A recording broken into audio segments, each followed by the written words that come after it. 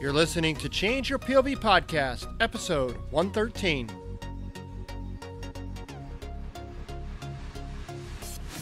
That is a safety net that is there to help protect you and your family. And regardless of your thoughts or your preconceived notions about it, there are good people that work there. You just have to go find it. Knock the chip off your shoulder, drop the ego, and just go find it. It doesn't mean you have to use it, but at least it's there. You have to go through the process to get there.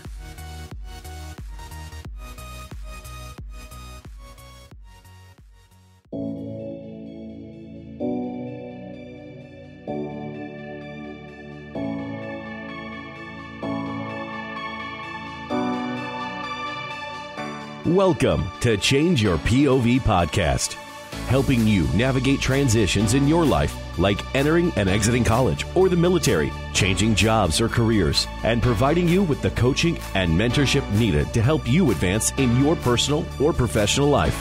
Sometimes all you need is to change your point of view. Now, here's your host, Eddie Lazary.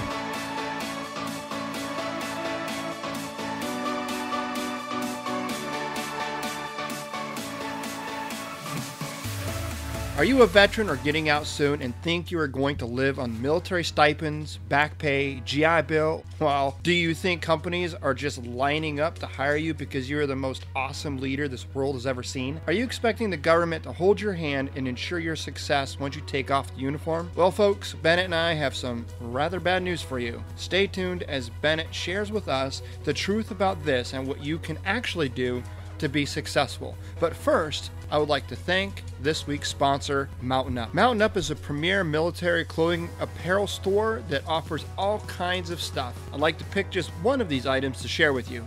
The Concealed Carry Soft Shell Jacket. Yes, folks, winter is right around the corner and we're already starting to see some snow falling in different parts of the country. It is time to grab yourself a new jacket if you don't already have one. Racho's Concealed Carry Soft Shell Jacket is the ultimate tactical jacket that features a waterproof outer shell and inner lightweight breathable moisture material that makes it ideal for extreme temperatures and activities. The tactical jacket comes equipped with one concealed carry pocket with hook and loop closure on each interior side of the jacket. Good news, it will work for either right or left-handed draw. And two mag pouches on either interior side as well with hook and loop closures.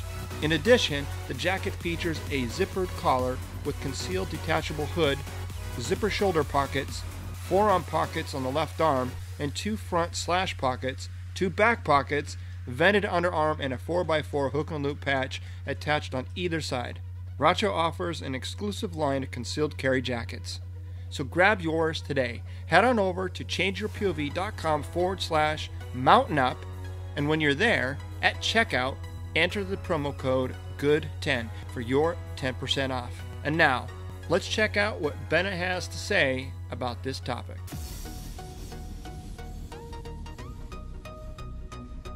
Hey ladies and gentlemen, welcome to another episode of Attack Fridays. I am your host, Bennett Tanton. This is Change Your POV Attack Friday. Actionable tricks, tips, and coachable knowledge from me and Eddie. As some of you may know, I work for a government agency and I also run a veteran nonprofit. And as of late, I've been thrown a ton of guys and gals that are just struggling beyond belief. Like literally guys that have been out less than 2 years and they're homeless, which to me is pretty unacceptable, considering the country that we live in and the amount of resources available out there to veterans and service members. And what it really comes down to is just piss poor planning on the part of the service member or veteran, and in a lot of instances, and there might be extenuating circumstances, of course, but what it comes down to is guys not knowing what to do when they get out. I mean, transition's hard enough when you have a plan, let alone if you don't have a plan. But there is people that get out every day without a solid plan, and it shows. It's really the numbers don't lie. The amount of calls that the VA gets for people that are on their last breath because they literally are getting evicted and all this other stuff. They can't pay their bills, they can't pay their lights, they can't do any of this. Their families are starving. It's crazy. And at the end of the day, we can blame the veteran all we want, but a lot of it also comes from the fact that they just do not have the correct guidance. So I'm going to go over a few things quickly for all of these people that are listening, veterans that are struggling, service members that are still going to get out, or you that have friends or family members that are veterans or service members that are planning on getting out or are struggling as veterans, okay? The first one that I can tell you, and it's invaluable, is find a mentor or an organization that provides peer support to transitioning veterans. I cannot stress to you this enough. Find a mentor, somebody that has gone through transition before that you actually trust and is doing okay. And well, I'm not saying that they have to be a millionaire, but somebody that has a job, that can pay their bills, and that has done it right, okay? Or find an organization like Warrior Hall, or there's dozens and dozens of other organizations out there that provide mentorship and peer support to veterans. You just have to find them and you have to ask for it. Go to warriorhall.org. Put your name into the contact sheet. I will help you through this. Call Change Your POV. Me and Eddie, we can help you through this stuff, okay? Or if we can't because we're bogged down with it, I can at least send you in the right direction. This is the number one key to helping guys and gals transition, is for them to be mentored and guided by someone that has done it before. Not getting TAPS classes or guidance from a gunny that has done nothing but been in the military since he was 18 years old. What do they know about the civilian world anymore? What does a sergeant major's wife know about the civilian world anymore? She's been engrossed in the military world just as much as her husband, okay? Find a mentor. Find a guide. Please, I'm begging you. Number 2, do a self-assessment. But what I want to say, the caveat with this is you must humble yourself and do a serious self-assessment. It doesn't matter that you were in charge and signed for $1 billion of equipment. It doesn't matter to the civilian world, okay? It can be one of your things that translates to a great resume, but do a honest self-assessment, a humble self-assessment. What are your talents and experiences? And that is another point. We have to do a translation of experience from military to civilian. Why would someone want to hire you? These are the questions you have to ask in the self-assessment, okay? You need to write a stellar resume using tools like 7-Day Resume that Eddie Lazary here from Change Your POV has written. I guarantee you, if you go through that program, you will come out the other end with a great resume, period. If you don't want to work for somebody else and you want to go the entrepreneurial route, again, you have to have a plan, but you also need to do a self-assessment. There's another tool, 5-paragraph business plan, that is an easy way for service members that are still in that mode. It's a business plan writing tool that's based upon the 5-paragraph order, which most of us know what that is. And then if you don't, as part of the self-assessment, if you don't have the skills for what you want to do, then you need to figure out how you're going to go get them. Are you going to go to school? Are you going to go to vocational training? Are you going to get an internship somewhere? These are all things that you have to do ahead of time. Figure out certifications. Take the certifications. The GI Bill will pay back certifications and testing fees, okay? You might have to put it forward for some of the schooling, but at least the VA will pay for parts of it, okay? Thirdly, know your benefits. VA benefits and veterans benefits, okay? Become an expert. Get the benefits book from the VA, go to the website, read everything that you can about your benefits, okay? I can't tell you, every day I come across veterans, guys that have been out a year, 2, 3 years, that they're not even enrolled for VA services, which I don't know how that's possible getting out in this day and age. I thought it was part of clearing, but I guess not. Or they fell through the cracks. You must, okay? That is a safety net that's there. You might hate the VA. You might know somebody that died waiting for service from the VA. You might know all kinds of things. The bottom line is this. That is a safety net that is there to help protect you and your family. And regardless of your thoughts or your preconceived notions about it, there are good people that work there that want to help you. You just have to go find it. Knock the chip off your shoulder, drop the ego, and just go find it. It doesn't mean you have to use it, but at least it's there. You have to go through the process to get there, okay? If you're entitled to compensation because you were injured in service, just go do it. Go through the process, as agonizing as it may be. That will possibly save you so much heartache down the road. Do it as you're getting out, not 15 years later. Like me, I know these things because this is how I did it. It took me 13 years to apply. That's asinine.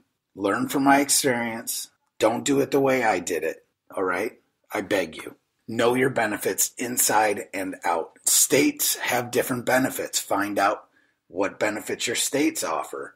Tax breaks, property tax breaks, free hunting and fishing licenses, things like that. Just do the research and go out and do it.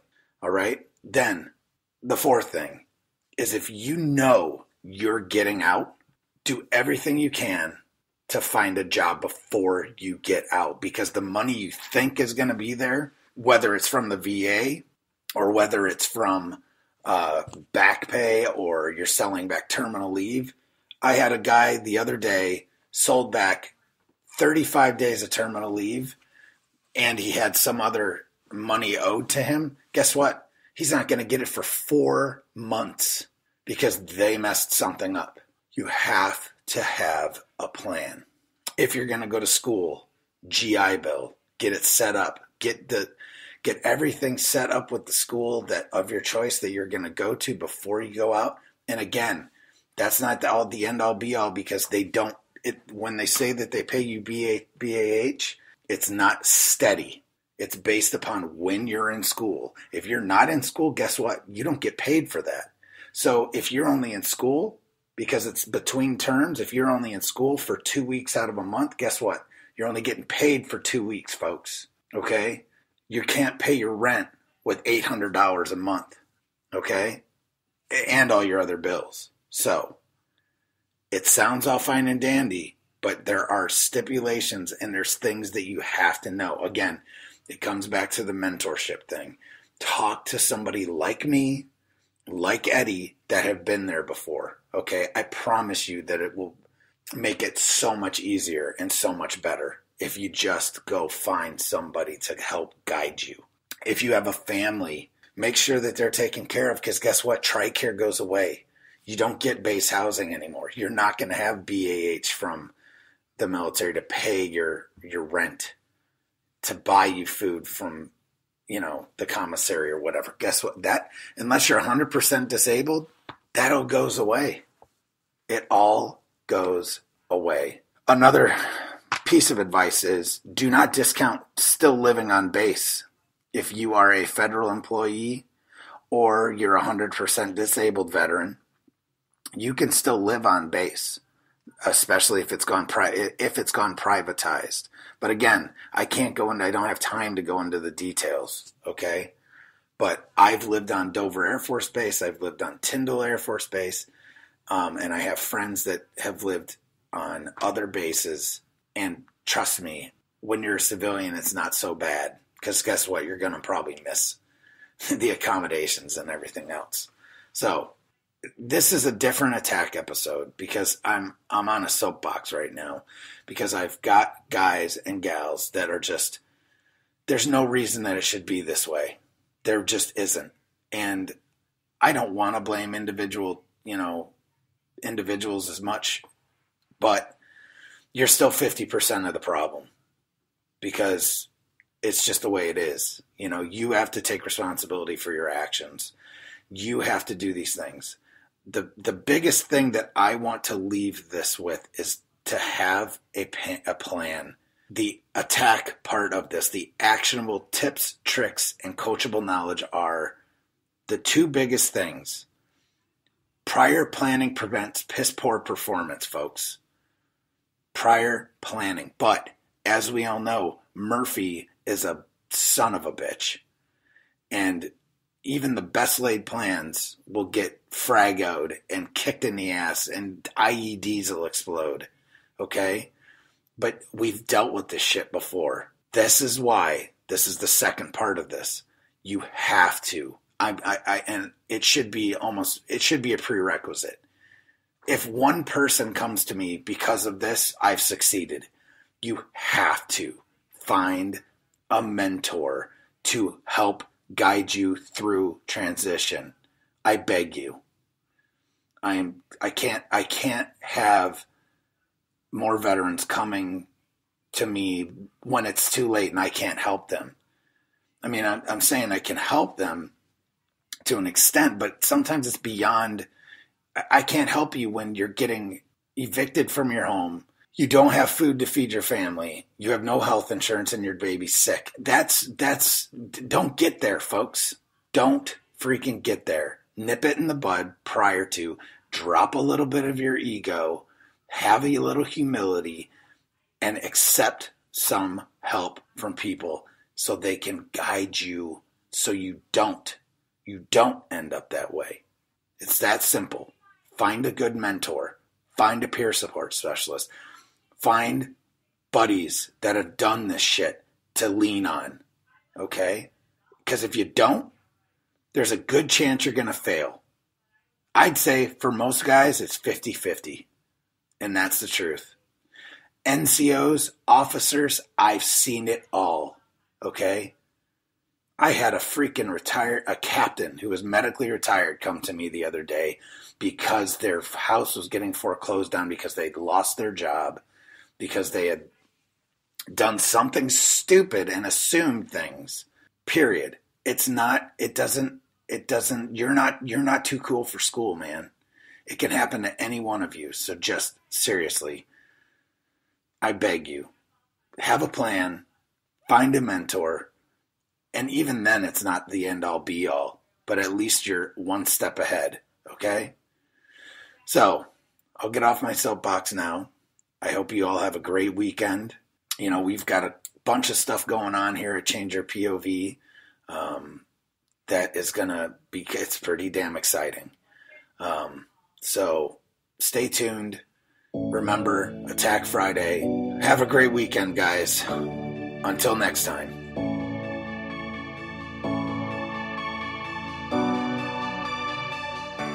Thanks for listening to Change Your POV podcast with Eddie Lazary. Check out more content by going to changeyourpov.com. And remember, your ability and willingness to change your point of view will open doors of opportunity.